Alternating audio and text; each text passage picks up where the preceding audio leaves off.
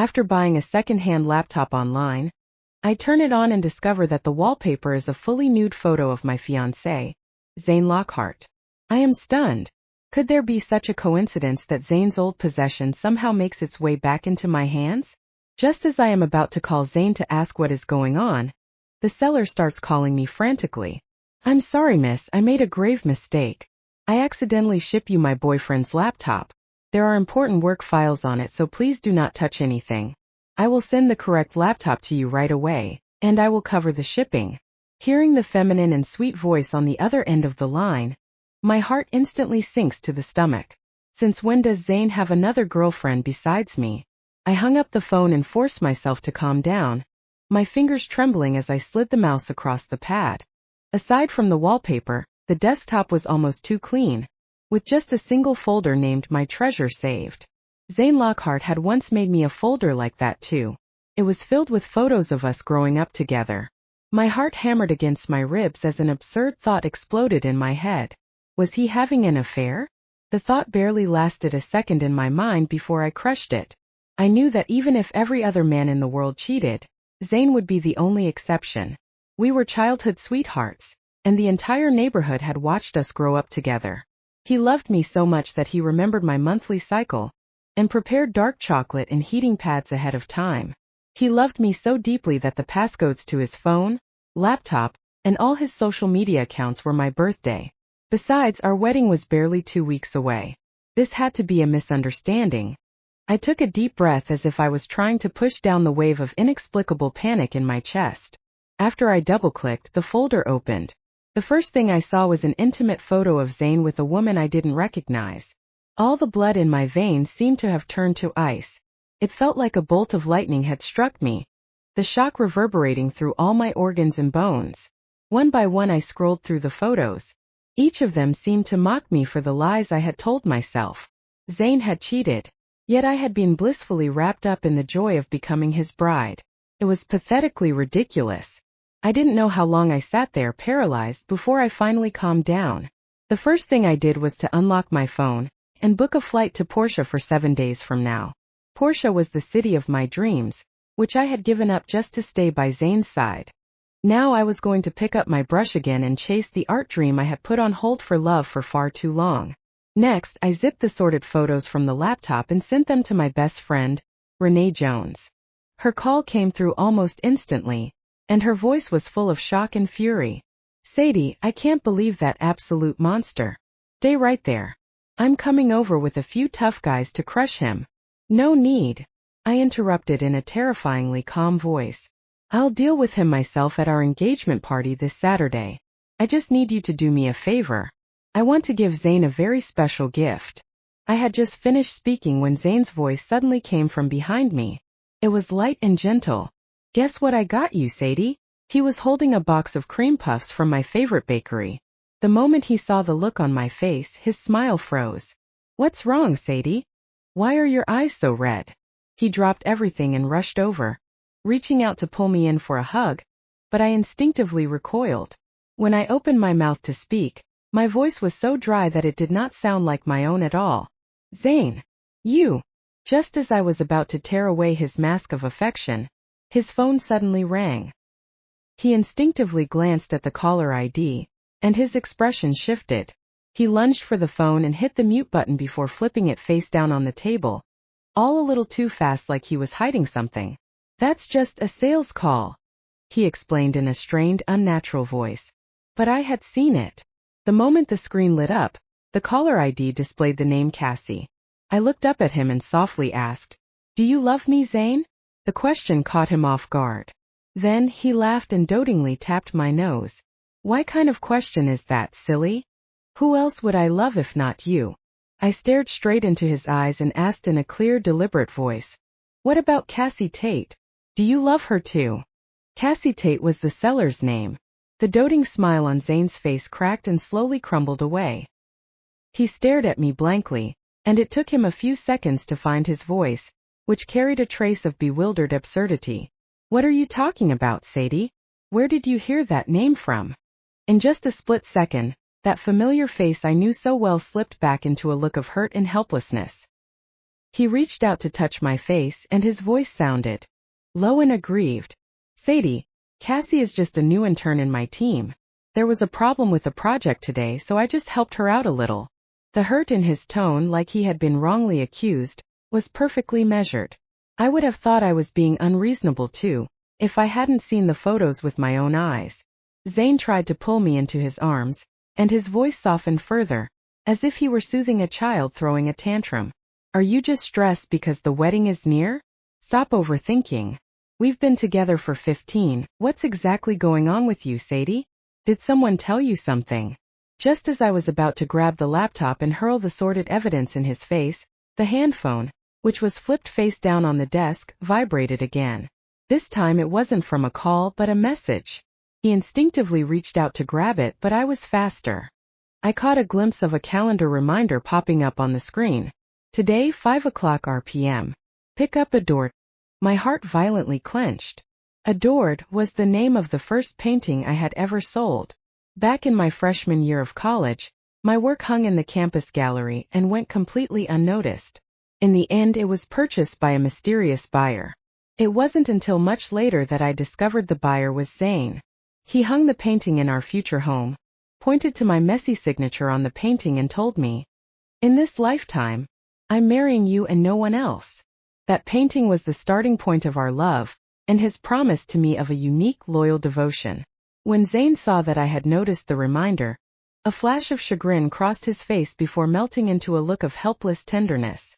He tapped the note attached to the reminder on his phone. It read, "Sadie's wedding ring. Inspired by her paintings and named with love." He sighed and wrapped his arms around me from behind, resting his chin in the crook of my neck. "I wanted it to be a surprise for the day before our wedding, but you found out early. I found a Philorian designer to incorporate elements from Adored into the ring. Sadie, our rings are the only ones of their kind in the world." His voice carried a hint of a smile, and his warm breath fanned across my ear. "Don't be mad anymore, okay? I'll admit that Cassie followed me around and talked to me, but I turned her down. There's no room in my world for anyone but you." He paused and kissed my forehead. "I'll pick up the ring now. It's freezing outside, so stay home and wait for me. I'll be back to keep you company soon." I pulled my hand back and replied in an unnervingly calm voice, "Go ahead." The moment Zane left, I picked up the phone and checked the resale platform transaction history. The seller's name was Cassie Tate, and the address was a luxury apartment in Westfield. Zane had once pointed at a billboard for that apartment and told me, "Sadie, I bought a small unit here for you. You now have a quiet place to paint." I had been overjoyed then and believed that it was another testament to our love, but now it felt like the biggest joke. I tapped on a ride-hailing app and entered the address. Half an hour later, the cab pulled up at the gates of the complex. I immediately spotted Zane's familiar black Cayenne. Instead of going inside, I stood in the shadows across the street. Before long, the building doors opened. Zane stepped out with a petite figure beside him, and I immediately recognized her as the woman from the photos. Cassie. She intimately clung to his arm, practically hanging off him. Then she tiptoed and kissed his cheek. As for Zane, he looked down at her and smiled dotingly, just like how he had smiled at me for the past 15 years. My hands and feet went ice cold, but I instinctively raised my phone and aimed the camera at them.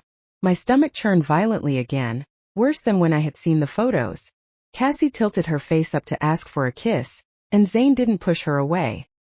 He just smiled helplessly and tapped her forehead. "Stop playing around, someone might see us." Still, she continued swinging his arm and cloyingly whined, "So what if they do? Your fiancé loves you so much that even if she finds out, she'll just assume I'm the one seducing you." Zane's expression turned cold, and his voice hardened into an icy warning. "I made things clear before we even got together.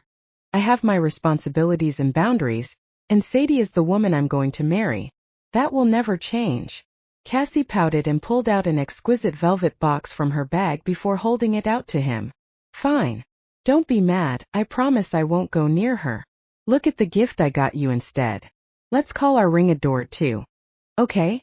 For a split second, his expression stiffened. He looked at her and in the end he smiled. "You really are a little devil."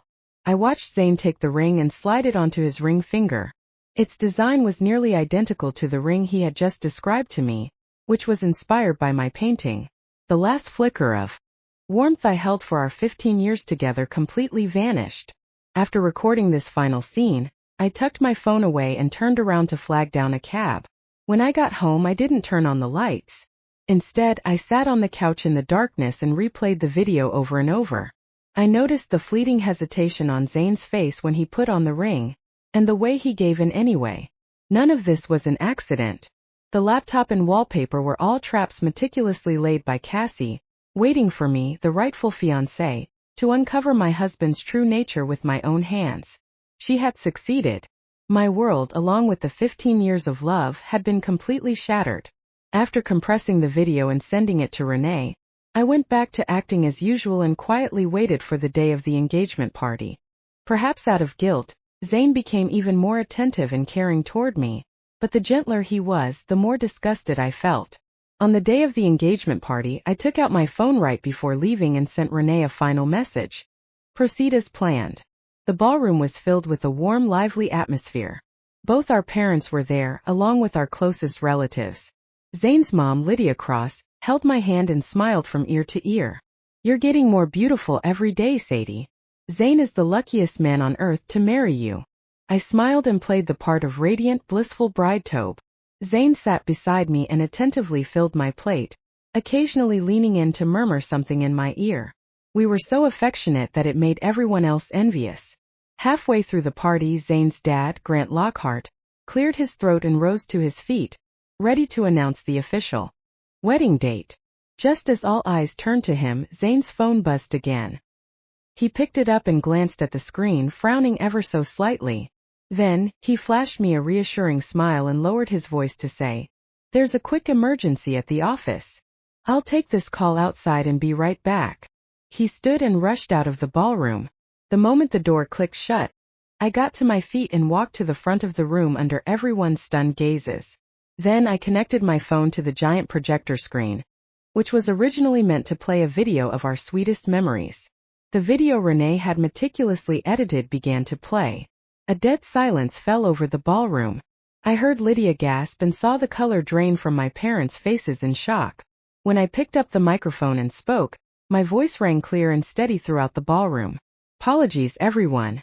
The engagement is cancelled." With that, I set the microphone down. Amidst the sea of shocked gazes, I turned around and walked out of the suffocating ballroom. Zane leaned against a window at the end of the hallway, coaxing Cassie on the line in a soft voice. There.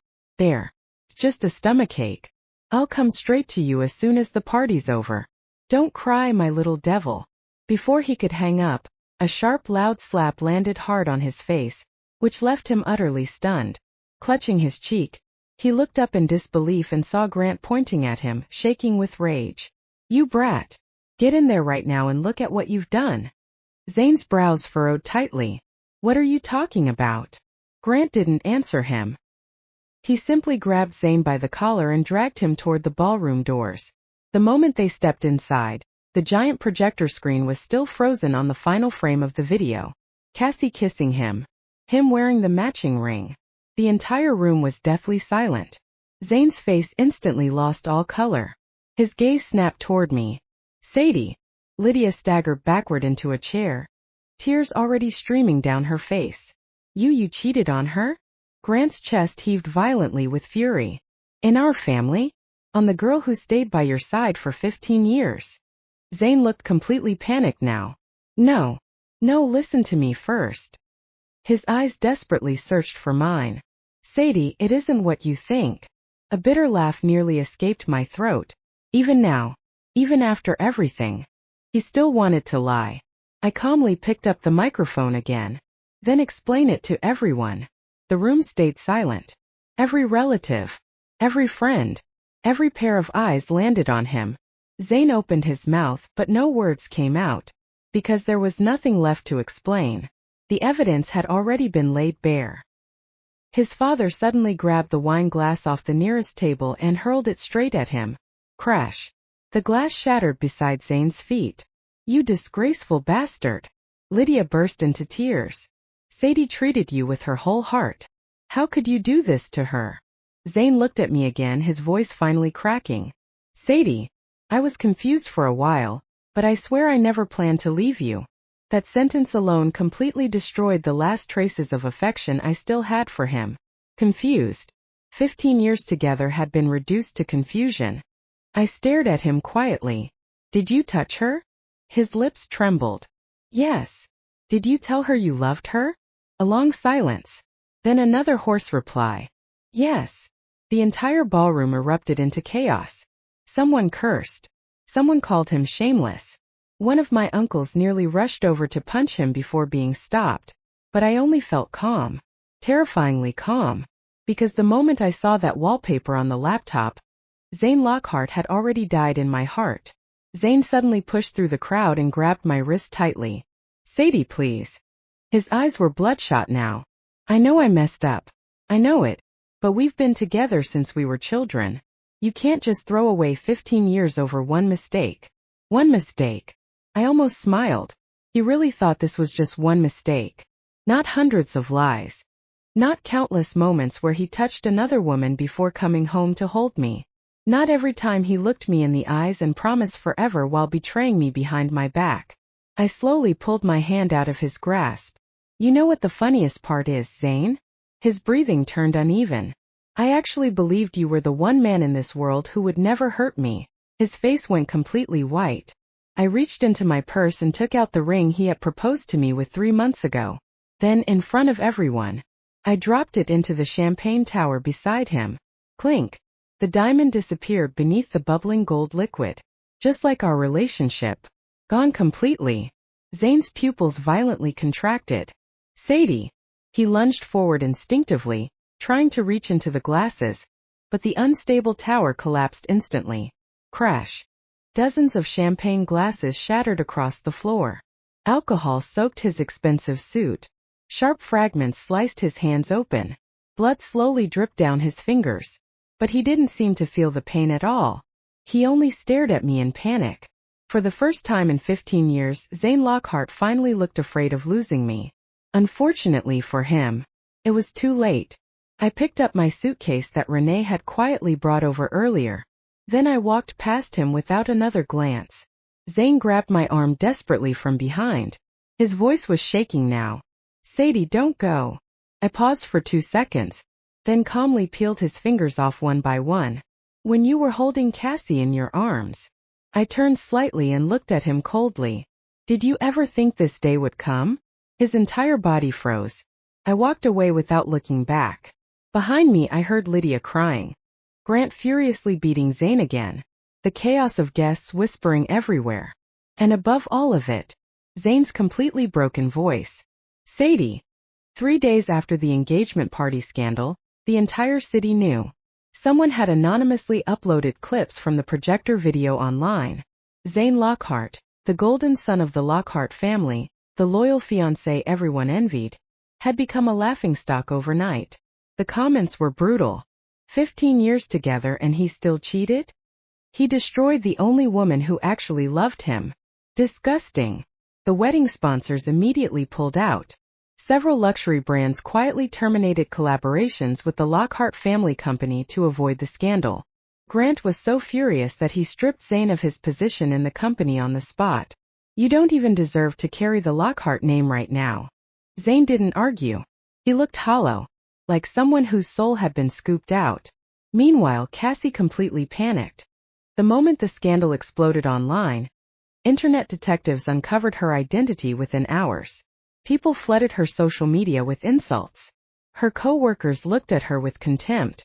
Someone even threw coffee at her outside the office building. By the second day, she was crying nonstop and calling Zane frantically. Zane, do something. I'm getting death threats.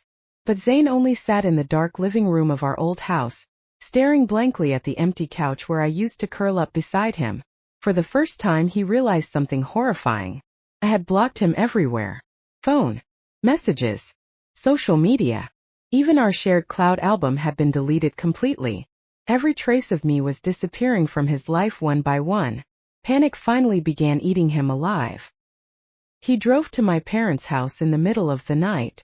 My father opened the door and punched him so hard he nearly fell down the steps. You still have the nerve to come here? Zane didn't fight back. His lips were split open from the punch, but he only asked hoarsely, "Where's Sadie?" My mother walked out behind Dad with red swollen eyes. Then she threw something directly at his chest. It was the key to the apartment in Westfield. "The painting you bought for her 15 years ago," she said coldly. "She told us to return everything to you." Zane froze. His trembling fingers slowly opened the envelope. Inside was another item. A bank card. The exact card he once gave me for our future together. Every cent untouched. Cleanly returned. As if our entire relationship had been refunded. Something inside Zane finally shattered completely. His knees buckled right there at the doorway. My father stared at him icily. "You know what the saddest thing is?" Zane slowly looked up. "She loved you so much that even after discovering your affair, she still defended you to everyone at first." Every word became another knife twisting into his chest. "She kept saying there had to be some misunderstanding. She trusted you that much." Zane's eyes instantly turned red. My father slammed the door in his face. After that night, Zane started losing control little by little. He stopped shaving, stopped sleeping, stopped going out. The once meticulous heir of the Lockhart family now looked exhausted and unstable. Then came the final blow. A week later, he discovered Cassie had secretly sold screenshots of their private conversations to online tabloids for money, including messages where she mocked me, and messages where she bragged about winning against the fiancé. But the cruelest part, Zane discovered screenshots of Cassie laughing at him too. Men like Zane are the easiest to manipulate. He thinks he's choosing between responsibility and love. Meanwhile, I'm just using him for money. The moment he finished reading them, Zane violently smashed his phone against the wall. For the first time he realized, Cassie never loved him. Not even a little. He had destroyed the woman who truly loved him, for someone who only saw him as a wallet. That same night, he drove drunk to the Westfield apartment. When Cassie opened the door smiling, Zane slapped the printed screenshots directly across her face. "You used me." Cassie went pale instantly. "Zane, listen to me. You ruined my life." His voice sounded terrifyingly calm. "You knew I loved Sadie." Cassie suddenly screamed back hysterically. "Then why did you cheat if you loved her so much?" That sentence silenced him completely, because even he had no answer anymore. Cassie laughed bitterly through tears. "You're disgusting, Zane. You wanted a pure perfect fiancé at home while sleeping with me behind her back. You're the greedy one."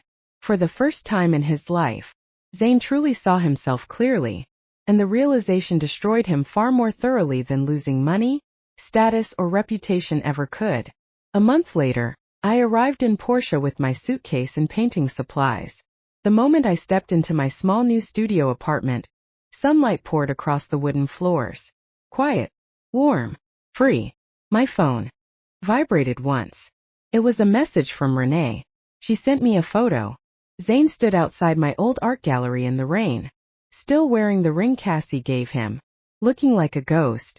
Below the image was Renee's message. "He comes here every week now."